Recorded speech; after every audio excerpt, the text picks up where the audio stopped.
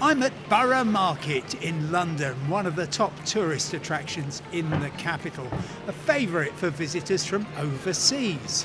However, if you happen to be a dual national, which means that you're lucky enough to be a citizen of both the UK and another country, then there is a very significant change to passport rules that's happening on the 25th of February. Let me tell you what it is. At the moment, suppose you are a British citizen but you choose to live abroad. You've got a foreign passport. You're perfectly entitled with that passport to come and go from the UK on short stays, to see family, to be a tourist, to go on a business trip.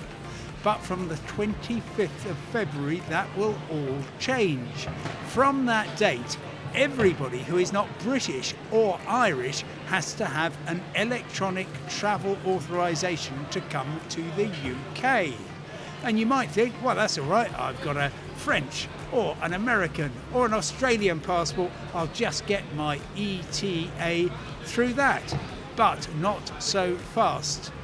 The British government says that if you have British citizenship, which might be because you were born here but you then moved abroad, or because you've got it through descendancy, then you have to have one of two things in order to travel legally to the UK.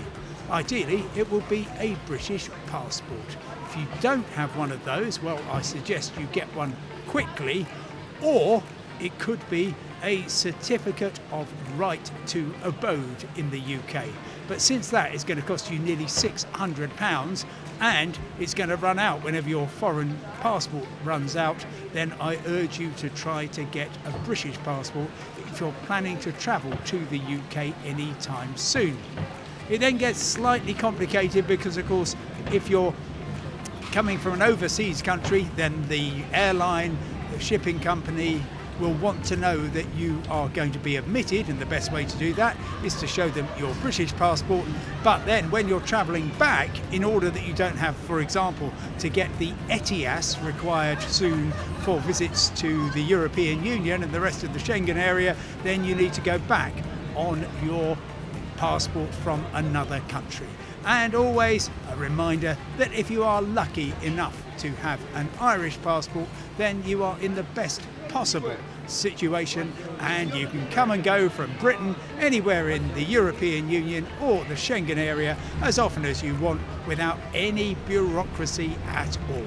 Good luck, everybody.